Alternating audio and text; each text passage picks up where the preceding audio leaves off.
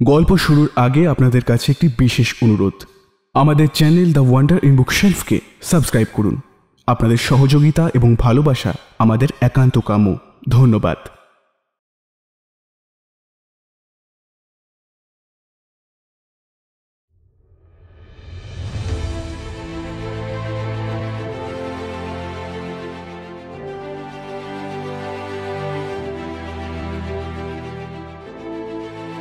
গল্পের দেশে আপনাদের নিয়ে যেতে আমরা আবার তৈরি।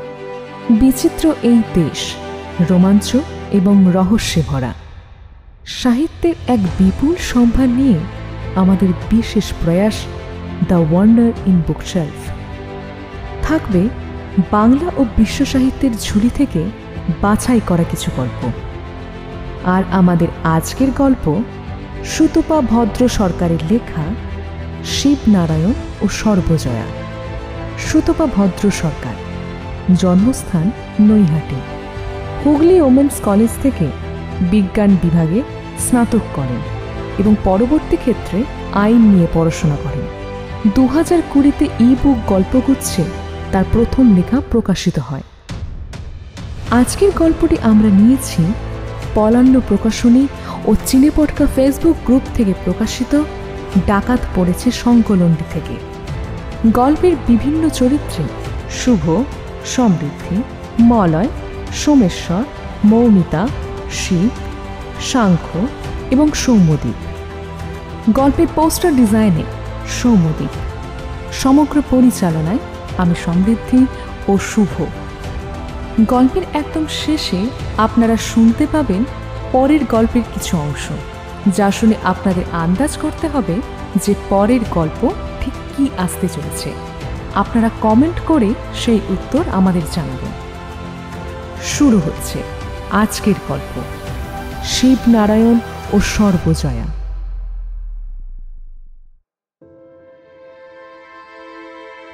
ঊনবিংশ শতাব্দী, যখন নবজাগরণের আলোয় উদ্ভাসিত হচ্ছে আমাদের বঙ্গ তথা ভারতবর্ষ, দেশোদ্ধারের ধ্বজা নিয়ে ব্রিটিশদের বিরুদ্ধে ঝাঁপিয়ে পড়ছে তরতাজা যুবক যুবতীরা।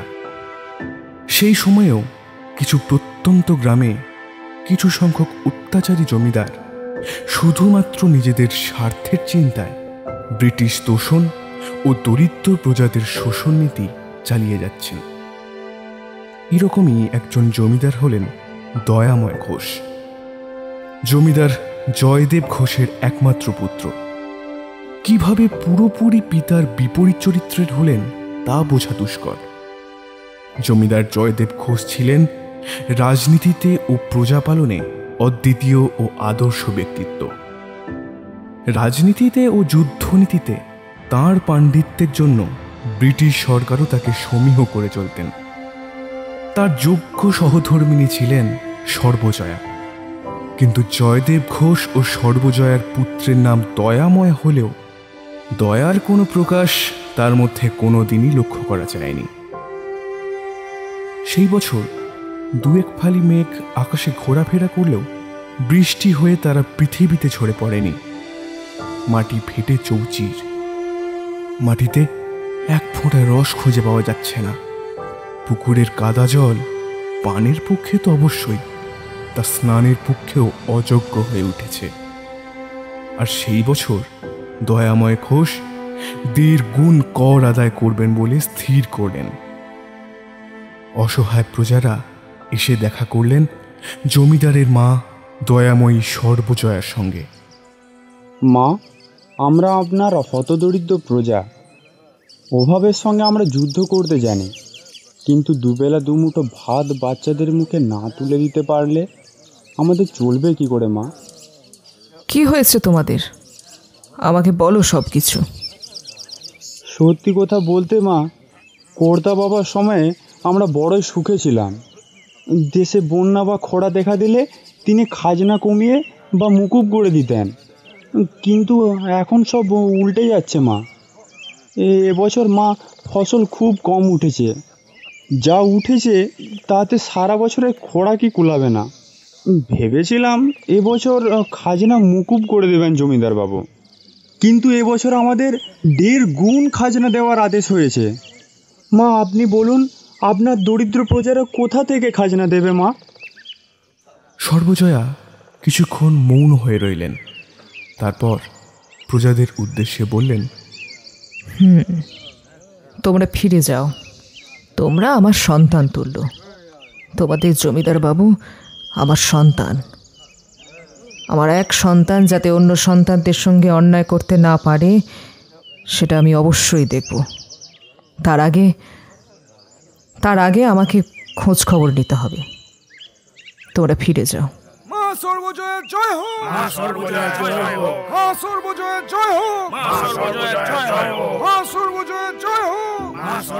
জয়ধ্বনি করতে করতে প্রজারা জমিদার বাড়ি থেকে বেরিয়ে গেল।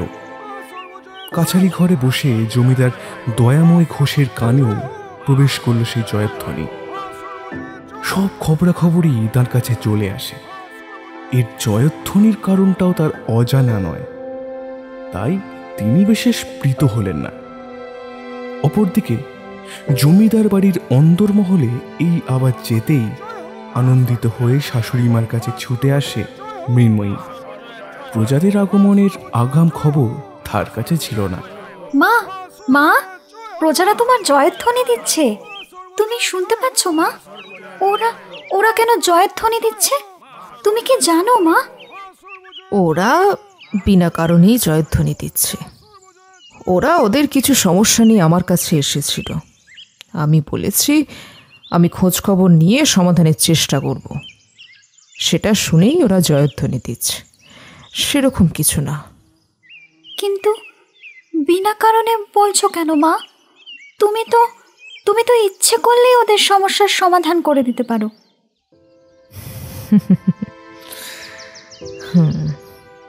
সর্বজয়া মৃদু হাসলেন। এই সহজ সরল পুত্রবধূকে তিনি ভীষণ ভালোবাসেন, কিন্তু নিজের পুত্রকেও তিনি খুব ভালো করে চেনেন। নিজের স্বার্থে আঘাত লাগে এমন কোনো কাজ সহজে দয়াময়কে দিয়ে করানো সম্ভব নয়। তবু চেষ্টা তো সর্বজয়াকে করতেই হবে। এই কে আছিস? যা দয়াময়কে ডেকে নিয়ে আয়। সর্বজয়া ডেকে পাঠালেন ছেলেকে। মা, আমায় ডেকেছিলে? হ্যাঁ বাবা। তা দয়াময়, তোমার বাবা জমিদারের ঐশ্বর্য কিভাবে ভোগ বা ব্যয় করা উচিত সেই ব্যাপারে অনেক রকম ব্যাখ্যা করতেন তোমায় ছোটবেলায়। তা তোমার কি এখন সেসব মনে আছে? ঠিক মনে নেই তো। একটু নিচু স্বরে বললেন দয়াময়। কিন্তু আমাকে এই প্রশ্নের হেতু? সর্বজয়ার মনে হলো দয়াময় মিথ্যে কথা বলছেন। যাই হোক, সর্বজয়া ব্যাখ্যা করতে লাগলেন। আচ্ছা তাহলে শোনো। কিছু লোক ঐশ্বর্য ভোগ করে পুণ্য সঞ্চয়ের জন্য, আর প্রজা পালন হলো সেই পুণ্য সঞ্চয়ের একটা পথ। দরিদ্র অসহায় মানুষের কল্যাণে যদি অর্থ ব্যয় করো তাহলে সেটা জমা হবে তোমার পুণ্যের ঘরে। আবার কিছু লোক ঐশ্বর্য ভোগ করে নরকের পথ প্রশস্ত করে। তা বাবা দয়াময়, তুমি তোমার নরকে যাওয়ার রাস্তাটা সাফ করতে আগ্রহী নও তো? দেখো মা, ধন যতই থাকুক না কেন বেহিসেবি উড়িয়ে দিলে শেষ হতে বেশি দিন লাগে না। তারপর কি হবে মা? আমি ধন সঞ্চয় করছি ভবিষ্যতের জন্য। নরকে যাওয়ার মতো কোনো কাজ তো আমি করিনি। তুমি আমাকে মিথ্যে দোষারোপ করছো। ক্ষুব্ধ হলেন জমিদার। এবার প্রজাদের জমিতে ফসল ওঠেনি, ওরা খাজনা দেবে কোথা থেকে?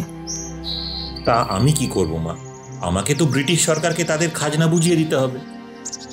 কিন্তু তুমি প্রজাদের খাজনা 1.5 গুণ করে দিয়েছো কেন? এটা অন্যায়। অসহায় মানুষের পাশে দাঁড়া বাবা, এটা তো রাজধর্ম। আমি নিরুপায়। ব্রিটিশ সরকার আমার কাছ থেকে অতিরিক্ত খাজনা চেয়েছেন। তাদের খাজনা সময় মতো মিটিয়ে দেওয়া আমার কর্তব্য, কারণ তারাই এখন দেশের রাজা, আর আমি সামান্য জমিদার মাত্র, রাজা তো নই। তাই কোনো ব্যাপারে সিদ্ধান্ত নেওয়ার ক্ষমতা তো আর আমার নেই।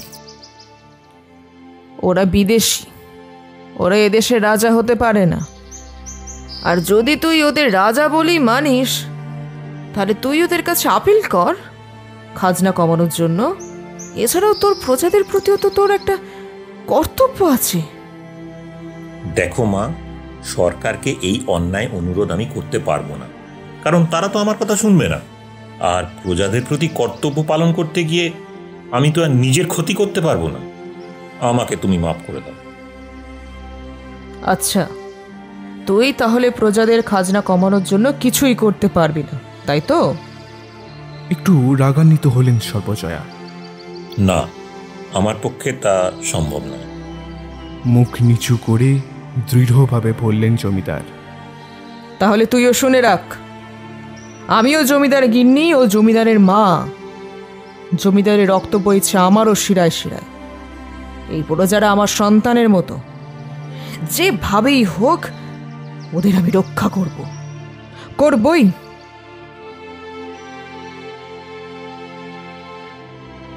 পরদিন থেকে জমিদারের অত্যাচারের মাত্রা বাড়ল বই কমল না।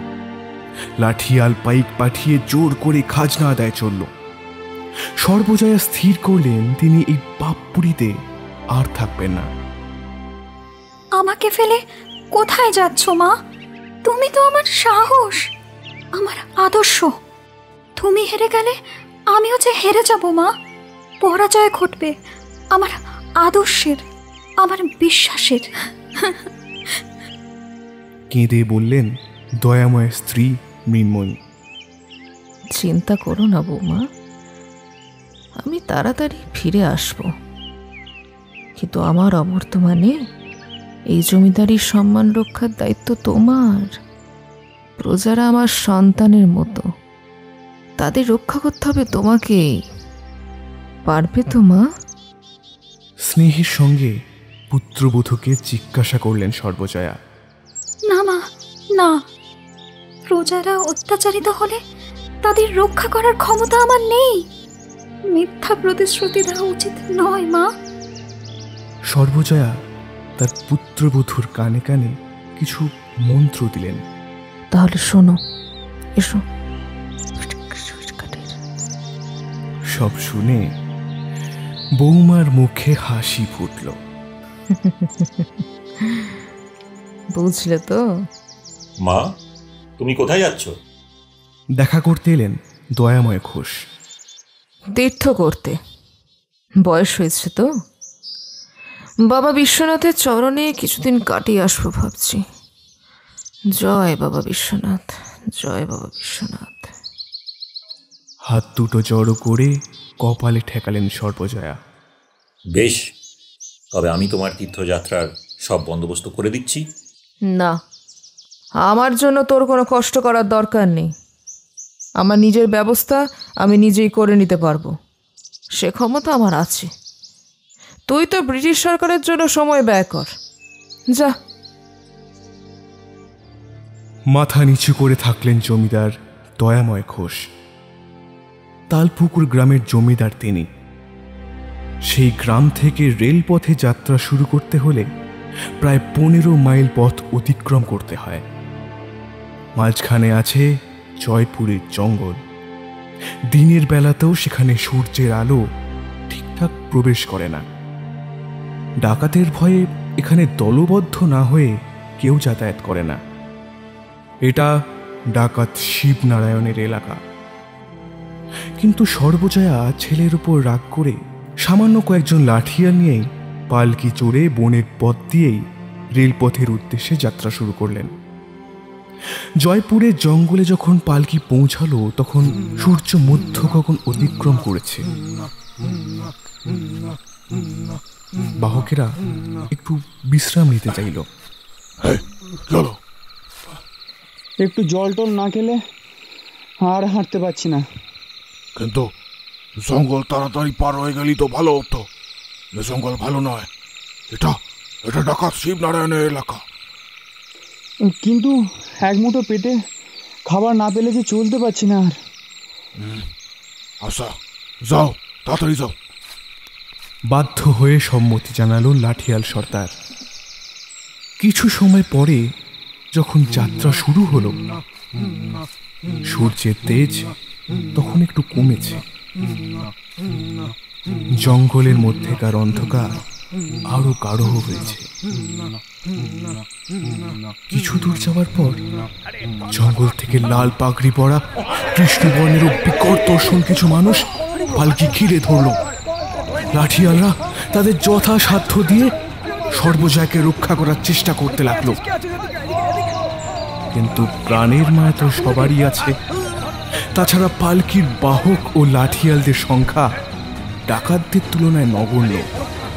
পালকির বাহকেরা পালকি কাঁধে নিয়ে পালিয়ে যেতে চেষ্টা করলো, কিন্তু একটু এগোতেই জঙ্গলের গাছ থেকেও দু একজন মানুষ লাফিয়ে পড়তে লাগলো। এবার পালকি বাহক আর লাঠিয়াল দল পুরোপুরি ছত্রভঙ্গ হয়ে গেল। সহজেই সর্বজয়ার পালকি ডাকাতদের হস্তগত হলো। ডাকাতদের কারোর হাতে বাঁশের লাঠি, কারোর হাতে বল্লম। এই জঙ্গল তাদের নক্ষদর্পণে। জঙ্গলের ভিতর দিয়ে পালকি কাঁধে ছুটতে লাগলো ভীষণ দর্শন ডাকাতের দল। সর্বজয়া পালকির দরজা খুলে দিলেন। একজন দস্যু বলল, পালানোর পথ নেই, নামলে মাথা ভেঙে দেব। বয়স হয়ে গেলেও জমিদারি রক্ত বইছে সর্বজয়া শরীরে, তাই ডাকাতদের বেয়াদবি দেখে তিনি ধৈর্য হারালেন। সঙ্গে সঙ্গে তার হাতের বন্দুক পালকির দরজা থেকে আকাশের দিকে মুখ করে গর্জে উঠল। বিকট শব্দ করে পালকি ফেলে দস্যুদল পালাতে চাইল। আসলে এই দস্যুদল আগ্নেয়াস্ত্রের সঙ্গে বিশেষ পরিচিত নয়, যদিও তাদের সর্দারের একটা বন্দুক আছে, কিন্তু পিস্তল তারা দেখেনি। লুটপাট করতে বা মানুষ খুন করতে তারা অভ্যস্ত, কিন্তু মহিলাদের গায়ে শিবনারায়ণের দলের লোকেরা হাত দেয় না। একজন মহিলা শূন্যে গুলি ছুঁড়ে তাদের ভয় দেখাবে, এটা তাদের স্বপ্নেরও অতীত। এদিকে সর্বজয়া দেখলেন মহাবিপদ। এই জঙ্গলে এই পিস্তল নিয়ে কয়েকজন ডাকাতকে ভয় দেখানো সম্ভব হতে পারে, কিন্তু হিংস্র জন্তুর মোকাবিলা করা তো আর সম্ভব নয়। এছাড়া জঙ্গলের পথঘাট তিনি কিছুই চেনেন না। যে উদ্দেশ্য নিয়ে তিনি সামান্য কয়েকজন অনুচর নিয়ে এই পথে যাচ্ছিলেন, ডাকাত দল পালিয়ে গেলে সেই উদ্দেশ্য সফল হওয়ার শেষ আশাটুকুও চলে যাবে। দাঁড়াও, পালাচ্ছ কেন? একজন মহিলাকে ভয় পাচ্ছ তোমরা? এই তোমাদের সাহস? ছি ছি ছি ছি ছি। ডাকাতেরা পুরুষ মানুষ, তার উপর দস্যু। মহিলার কথায় তাদের আত্মসম্মানে আঘাত লাগলো, কিন্তু পিস্তলে তাদের ভীষণ ভয়। তবু দুজন সাহসে ভর করে এগিয়ে এলো। আমরা কারোকে ভয় পাই না, তোমার হাতে যন্ত্র রয়েছে তাই। একটু মাথা নিচু করে ডাকাত। সর্বজয়া হাতের পিস্তলের দিকে নির্দেশ করে বলল, তোমরা এটাকে ভয় পাও? আমি এটা তোমাদের চালাতে শিখিয়ে দেব। তার আগে বলো তো, তোমরা কি শিবনারায়ণের দলের লোক? উনি আমাদের সর্দার, গর্বের সঙ্গে বলল সেই দস্যু। আমাকে ওর কাছে নিয়ে চলো। দস্যুদল দ্বিধাগ্রস্ত।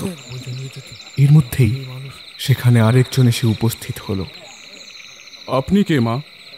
পিস্তলের আওয়াজ শুনে আসতে বাধ্য হলাম। বছর 35-এর ফর্সা সুঠাম স্বাস্থ্যের অধিকারী একজন পুরুষ। দেখলে উনি আপনি শ্রদ্ধা জাগে। নিজেই আমার পরিচয় দিয়ে দিলে তো, আবার জিজ্ঞাসা করছো আমি কে? হেয়ালি করে বললেন জমিদার দয়াময় ঘোষের মা। কি কি বলতে চাইছেন ঠিক বুঝলাম না তো। ওই যে মা বলে ডাকলে, তাহলে আমি তো তোমার মাই হলাম। বিকট শব্দে বনভূমি কাঁপিয়ে হেসে উঠল ডাকাত শিবনারায়ণ। সর্বজয়ের বুক কেঁপে উঠল সেই আওয়াজে, কিন্তু তার মুখমণ্ডলে ভয়ের আভাসের সামান্য প্রকাশও দেখা গেল না। ও দারুণ বলেছ মা। বুঝেছি মা, বুঝেছি। তুমি কোনো বড় ঘরের মহিলা, কোনো উদ্দেশ্য নিয়ে আমার কাছে এসেছো। তবে মা বলে যখন ডেকেছি তখন ছেলে ধর্ম পালন করব। ওরে তোরা পালকি নিয়ে ওঠ, মাকে নিয়ে চলো আমাদের কুটিতে। হ্যাঁ,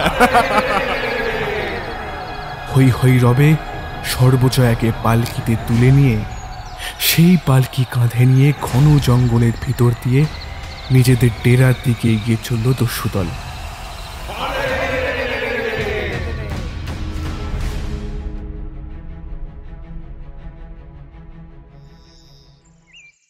এদিকে জমিদার বাড়িতে হন্তদন্ত হয়ে কাছারি থেকে ছুটে এলো মুন্সি। দয়াময় ঘোষ তখন বন্ধুদের সঙ্গে আড্ডায় ব্যস্ত তার বৈঠকখানার ঘরে। ভেতরে আসবো জমিদার বাবু?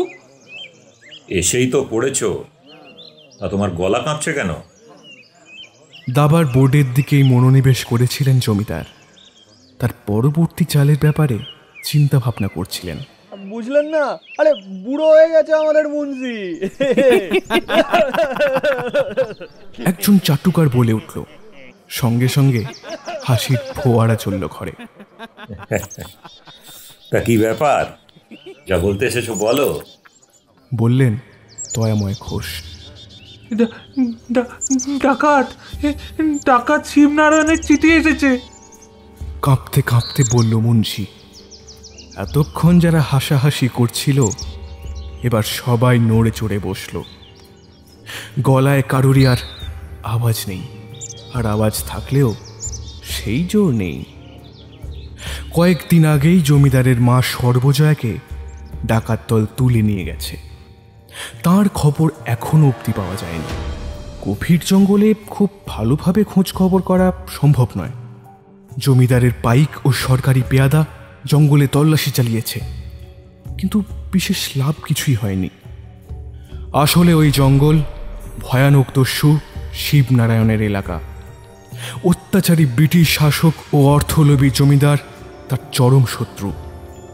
দরিদ্র সাধারণ মানুষের ক্ষতি শিবনারায়ণ করেছে এই খবর পাওয়া যায় না। প্রয়োজনে সে অনেক সময় গরিবদের অর্থ দিয়ে সাহায্য করেছে, তাই দরিদ্র প্রজার দল তাকে যথেষ্ট ভক্তি শ্রদ্ধা করে। কিন্তু জমিদারের লেঠেল ও ব্রিটিশ সেনার দলের কাছে সে সাক্ষাৎ মৃত্যুদূত। তাই কেউই ভালোভাবে তল্লাশি করার সাহস পায় না সেই গভীর জঙ্গলে। দয়াময় ঘোষ মনে মনে আতঙ্কিত হলেন, কিন্তু তার ব্যবহারে সেই ভয়ের প্রকাশ দেখা গেল না। একে একে বিদায় দিলেন বন্ধুদের। ফাঁকা ঘরে মুন্সির কাছে জানতে চাইলেন, কি লেখা আছে চিঠিতে? সামনের রবিবার এই জমিদার বাড়িতেই শিবনারায়ণ ডাকাতি করতে আসবে। ভয়ার্থ গলায় জানালো মুন্সি। সামনের সোমবার সদরে আমাদের খাজনা দিতে হবে, তাই না? চিন্তিত দেখায় জমিদারকে। আগে হ্যাঁ কর্তা। মাঝখানে কটা দিন? আজ বুধবার, কাল লক্ষ্মীবার, তার মাঝে 3 দিন। তারপরেই তো রবি। কেঁপে যায় মুন্সির গলা। শনি রবি সদর বন্ধ, তার মানে মাঝে 2 দিন সদর খোলা থাকবে। আমি আজই সদরে যাব, ব্যবস্থা করো। ব্যস্ত হয়ে উঠলেন জমিদার। কিন্তু আজ তো পাইক বরকন্দাজ খবর দিয়ে ব্যবস্থা করতে করতে সন্ধ্যা হয়ে যাবে। জয়পুরের জঙ্গল রাতে কিভাবে পার হবেন বাবু? না, আমি জঙ্গলের পথে যাব না, নদী পথে সদরে যাব। তবে সূর্য ডোবার পরেই রওনা হব। যত রাতই হোক আজই পৌঁছতে হবে। আর শোনো, খবরটা যতটা সম্ভব গোপন রাখতে চেষ্টা করবে, ঠিক আছে? যে আগে কর্তা। জমিদার অন্তর্মহলে চলে গেলেন। মৃন্ময়ী, আমি আজ সদরে যাচ্ছি। স্ত্রীকে জানালেন জমিদার। এখন রাত হয়ে যাবে তো। হঠাৎ করে সদরে যাচ্ছেন কেন? প্রয়োজন হয়ে পড়েছে। ডাকাত শিবনারায়ণ জমিদার বাড়ি আক্রমণ করবে, আমাকেও তাই তৈরি থাকতে হবে। সে কি, কিভাবে জানলেন? ভয়ার্থ কণ্ঠে জানতে চায় মৃন্ময়ী। শিবনারায়ণ চিঠি লিখে নিজেই জানিয়েছে সে কথা। কিন্তু আমি তো শুনেছি সে খুব ভয়ঙ্কর ডাকাত। কিন্তু আমার মায়ের খবর কি আর ওর কাছে পাবো? কিছুটা বিড়বিড় করে নিজের মনে কি একটা বললেন জমিদার। কিছু বলছেন? জানতে চাই মৃন্ময়ী। না, কিছু না, আসি।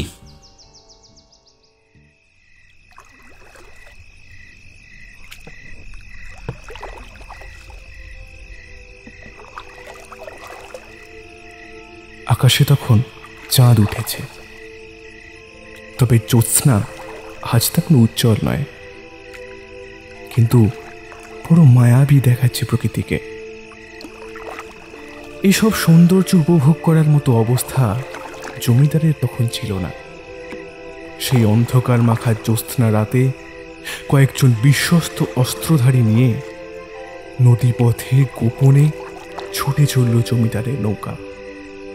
সদরে জমিদারের বাড়ি আছে, সেখানে বিশ্রাম নিয়ে পরদিন যখনই হোক দেখা করতে যাবে ব্রিটিশ কর্তার সাথে। ব্রিটিশ কর্তাদের সঙ্গে দেখা করতে গেলে উপঢৌকন নেওয়াটা খুবই জরুরি, এতে কর্তাদের মন পেতে সুবিধে হয়।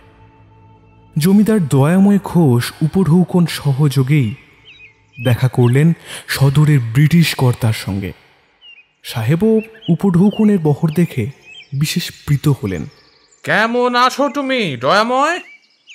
পৃথ্বীদত্ত নামটার বিকৃতি দেখে দয়াময় বিশেষ প্রীত হলেন না, কিন্তু মুখে হাসি ফুটিয়ে বললেন, আপনাদের দয়ায় চলে যাচ্ছে সাহেব, তবে এবছর ফসল ওঠেনি ঠিক মতো, তাই প্রজারা খাজনা দিতে চাইছে না। প্রজাদের ওপর টর্চার করো, ওরা বড় বজ্জাত, ওদের খাজনা তো দিতেই হবে। তোমার কি আমার সঙ্গে কোনো দরকার আছে? খবর আছে সাহেব, তাই তো এত দূর থেকে ছুটে এসেছি। সাহেবের দিকে ঝুঁকে পড়ে বললেন জমিদার, কি খবর আছে তোমার কাছে? আপনি ডাকাত শিবনারায়ণকে ধরে দিতে পারলে পুরস্কার দেবেন বলেছিলেন, মনে আছে? নিশ্চয়ই আছে। তা তুমি কি ডাকাত ধরতে পেরেছো? না, এখনো ধরতে পারিনি, তবে আপনার সাহায্য পেলে ঠিক ধরতে পারবো। তবে ওই পুরস্কারটা। সাহায্য তুমি পাইবে? তা কি পুরস্কার চাও তুমি? এবারের মতো যদি আমার খাজনাটা একটু মকুব করে দেন। হাত জোর করে গদগদ কণ্ঠে নিবেদন করলেন দয়াময় ঘোষ। মুকুব করতে পারবো না, তবে অর্ধেক করে দেব।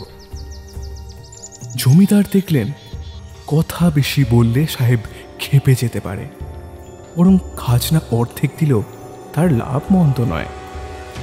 তিনি ডাকাতের চিঠিটা সাহেবের হাতে দিলেন, কিন্তু সাহেব তো আর বাংলা পড়তে পারে না, তাই দয়াময়ের কাছ থেকেই চিঠিতে লেখা শিবনারায়ণের বক্তব্য জেনে নিলেন। সাহেব দেখলেন কিছু সিপাহী পাঠিয়েই যদি ডাকাত ধরা যায় তাহলে আর মন্দ কি। জয়পুরের জঙ্গল দিনের বেলাতেও অন্ধকার, ব্রিটিশ সিপাহীরা জঙ্গলের পথ চেনে না। অপরদিকে ডাকাতরা হাতে তালুর মতো জঙ্গলের রাস্তা চেনে। ডাকাতদের সংখ্যা সম্পর্কেও কোনো ধারণা ব্রিটিশ সেনার কাছে নেই, তাই ডাকাত ধরা ব্রিটিশ সিপাহীদের সাধ্য নয়। কিন্তু জঙ্গল থেকে ডাকাত বাইরে এলে, অর্থাৎ জমিদার বাড়িতে এলে, সিপাহীরা তাদের আগ্নেয়াস্ত্র দিয়ে সহজেই ডাকাতদের কাবু করতে পারবে। সুতরাং এই প্রস্তাবে রাজি হওয়া বুদ্ধিমানের কাজ হবে। এ কথা চিন্তা করে সাহেব বিশেষ প্রীত হলেন। বেশ, তোমার সঙ্গে আমার সিপাহীদের পাঠিয়ে দিব, তবে ওদের খাওয়ার থাকার ব্যবস্থা তোমাকেই করিতে হইবে। এ ব্যাপারে আপনি চিন্তা করবেন না সাহেব, আমি ওদের জন্য সুবন্দোবস্তই করব। কবে পাঠাবো ওদের? তুমি কি আজই ওদের সঙ্গে করে নিয়ে যাইতে চাও?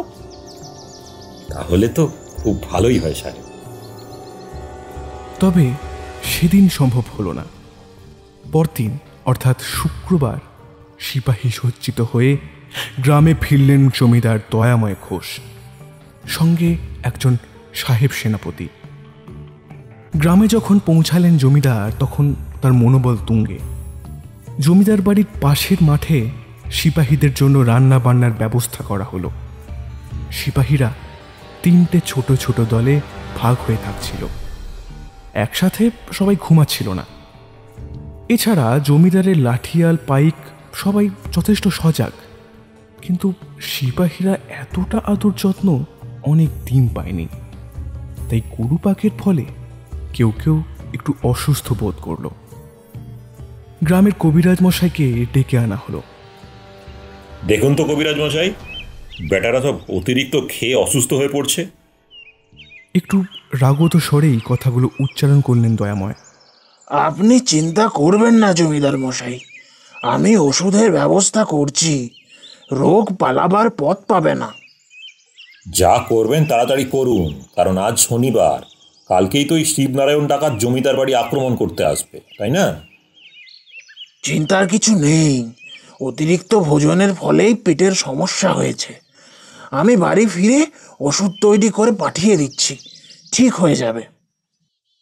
জমিদার আশ্বস্ত হলেন, কিন্তু কবিরাজের ঔষধে পেটের সমস্যা মিটলেও সিপাহীরা হঠাৎ করেই প্রচণ্ড ঘুমোতে লাগলো। জমিদার আবার ডেকে পাঠালেন কবিরাজ মশাইকে। সিপাহীরা এত ঘুমোচ্ছে কেন কবিরাজ মশাই? অত্যন্ত চিন্তিত হয়ে জানতে চাইলেন জমিদার দয়াময় ঘোষ। কি করব জমিদার মশাই, কড়া ওষুধ দিয়েছি, একটু তো ঘুমাবেই। কাঁচুমাচু মুখ করে বললেন কবিরাজ। আগামীকাল রবিবার, আপনার মনে আছে তো? সিপাহীরা যদি ঘুমোয় তাহলে ডাকাত শিবনারায়ণকে আটকাবে কে? মুখ বিকৃত করে বললেন জমিদার। কিন্তু রবিবার দুপুরের দিকে সিপাহীরা মোটামুটি চাঙ্গা হয়ে গেল, যদিও ঘুমের রেশ তাদের পুরোপুরি যায়নি। সাহেব সেনাপতি জমিদারের বাড়িতেই থাকছিলেন, তার খাতির যত্নের কোনো ত্রুটি হতে দিচ্ছিলেন না মৃন্ময়ী। তবে সাহেবের সঙ্গে কয়েকজন দাসী একটু মশকরা করছিল মৃন্ময়ীর নির্দেশ মতো। সাহেব, শিবনারায়ণ ভয়ঙ্কর ডাকাত, তোমরা পালিয়ে যাও, না হলে তোমাদের বিপদ হবে, বলে অল্প বয়সী এক চটুল দাসী। 200 সিপাহী রয়েছে আমার সঙ্গে, আর রয়েছে বন্দুক। শিবনারায়ণ হারিয়া যাইবে। এতজন সিপাহী রয়েছে তোমার? তাহলে তোমরা নিশ্চিন্তে ঘুমিয়ে পড়ো, ডাকাত এলে তোমার সিপাহীরাই তাদের তাড়িয়ে দেবে। আমি বলে সবাই সিপাহীরা অস্ত্র ধরবে, আমি ওদের সেনাপতি। যা জানার ছিল সেটা জানা হয়ে গেছে মৃন্ময়ীর। সাহেব সেনাপতির নির্দেশ ব্যতীত সিপাহীরা ঠুটো জগন্নাথ। একসময় দুপুর পার হলো, সূর্য পশ্চিম আকাশে ঢলে পড়ল, শাঁখ বেজে উঠল জমিদার বাড়িতে। ধীরে ধীরে রাত্রি গভীর হলো, কিন্তু ডাকাত দলের দেখা নেই। যদি লড়াই চলে সিপাহীরা জেগে থাকতে পারে, কিন্তু চুপচাপ ডাকাতদের অপেক্ষায় বসে থাকতে থাকতে তাদের চোখেও ঘুম জড়িয়ে আসছিল। তারা ছোট ছোট দলে ভাগ হয়ে খাওয়া দাওয়া সেরে নিচ্ছিল। মাঠের অনতি দূরে কয়েকজন গ্রামবাসী মজলিস বসিয়েছে। কয়েকজন সিপাহী তাদের দিকে এগিয়ে গেল। আসলে ওই ছোট দলটি মদ্যপান করছিল। সেটা দেখেই সিপাহীরাও তৃষ্ণার্ত হয়ে পড়ে। একটু ভেবে দেখল না, নিজেদের দুবেলা দুমুঠো খাবার জোগাড় করাই যাদের কাছে কষ্টকর, মদ্যপানের মতো বিলাসিতা তাদের পক্ষে কি আদৌ সম্ভব? একটু মদ খেলে ঘুমটা কেটে যেত, বলল একজন সিপাহী। আরে একটু খাও না, অসুবিধা কোথায়? গ্রামবাসীর উত্তর। বলছো বেশ, তবে অল্প একটু দাও, গলাটা কেমন শুকিয়ে শুকিয়ে যাচ্ছে। যে 7-8 জন সিপাহী এসেছিল, মদ খাওয়ার পর সবাই একে একে ঘুমের কোলে ঢলে পড়ল।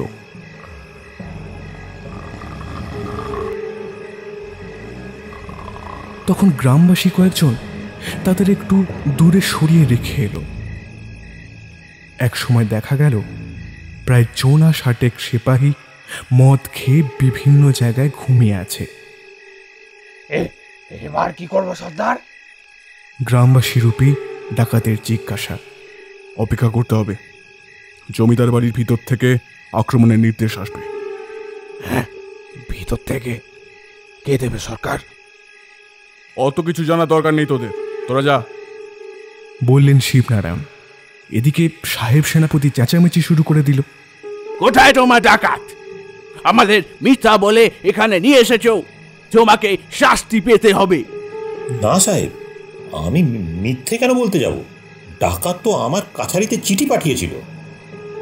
দয়াময় ঘোষের তখন করুণ অবস্থা, যেন ডাকাত এলে সে বেঁচে যায়। তুমি দেখেছো ডাকাতকে চিঠি নিয়ে যেতে? না সাহেব, তা তো দেখিনি।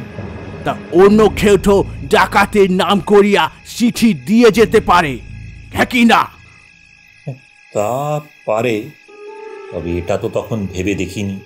রামেশ, মোটা বুদ্ধি তোমাদের।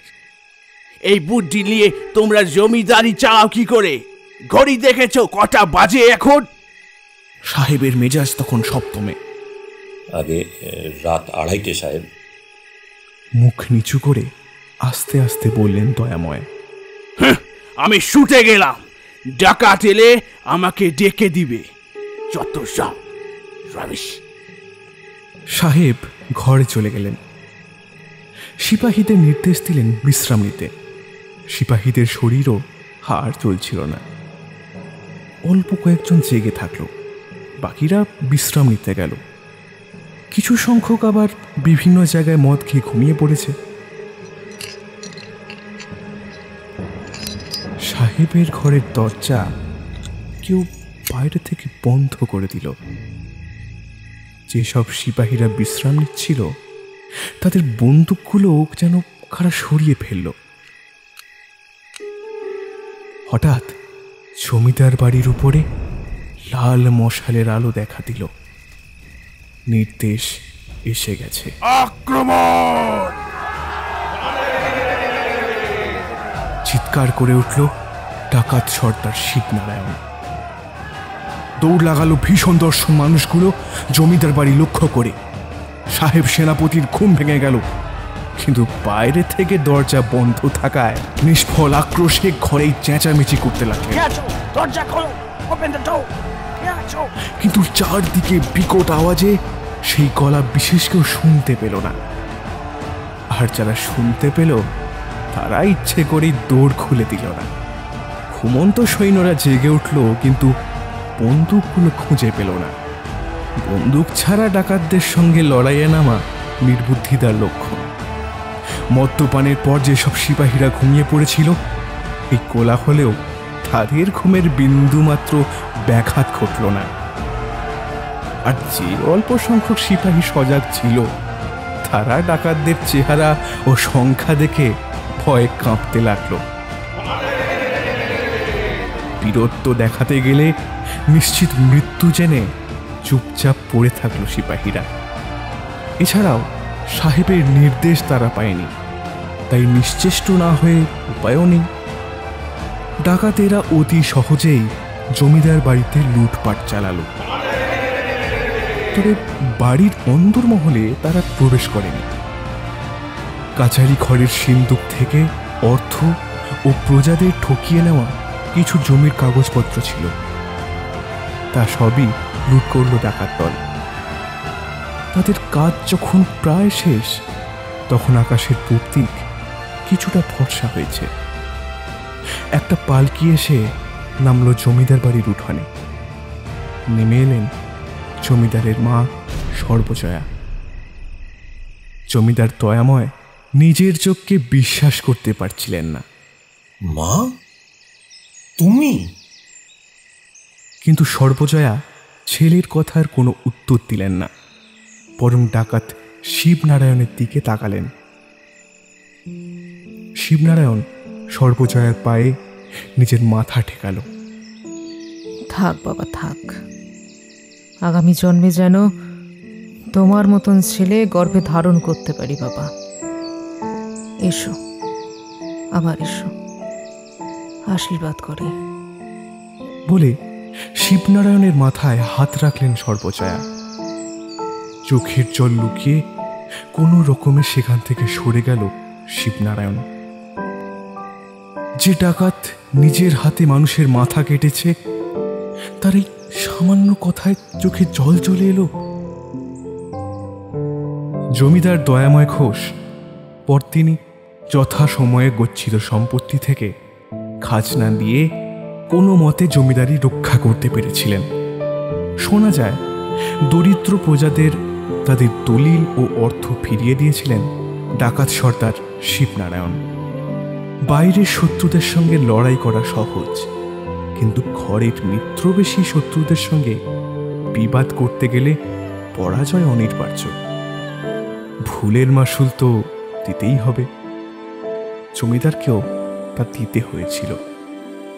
তার মায়ের সঙ্গে যে তার আজ্ঞাবহ পুত্রবধূটিও তলে তলে ডাকাতদের সাহায্য করে গেছে, এটা বুঝতে জমিদার একটু দেরি করে ফেলেছিলেন। অবলা স্ত্রী জাতি যে কি ভয়ানক, তা জমিদার দয়াময় ঘোষ হাড়ে হাড়ে টের পেয়েছিলেন।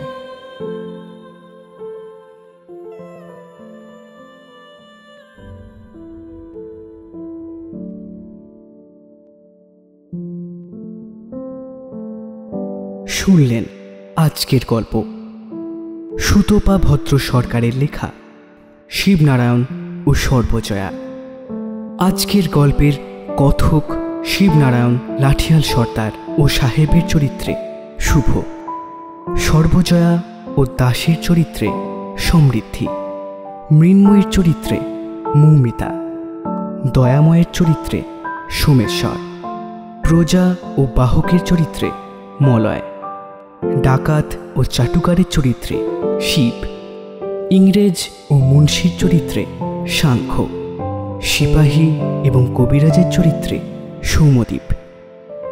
গল্পের পোস্টার ডিজাইনে সৌম্যদীপ, সাউন্ড ডিজাইনে শুভ, ভিডিও এডিটিংয়ে রূপ, সমগ্র পরিচালনায় সমৃদ্ধি এবং শুভ। বিশেষ ধন্যবাদ পলান্ন প্রকাশনী এবং চিনে পডকা ফেসবুক গ্রুপকে এই গল্পটি আমাদের দেওয়ার জন্য। আজ আমাদের সাথে অতিথি শিল্পী হিসেবে ছিলেন মৌমিতা। আজকের গল্পটি শুনে ভালো লেগে থাকলে অবশ্যই লাইক এবং শেয়ার করুন এবং আমাদের চ্যানেলকে সাবস্ক্রাইব করুন। আপনাদের বিভিন্ন মতামত আপনারা কমেন্ট করেও আমাদের জানান। ফিরে আসব পরের সপ্তাহে আবার এক রোমাঞ্চকর গল্প নিয়ে। সবাইকে আগাম শারদীয়ার প্রীতি এবং শুভেচ্ছা। সবাই ভালো থাকবেন। শুনতে থাকুন দ্য ওয়ান্ডার ইন বুকশেলফ।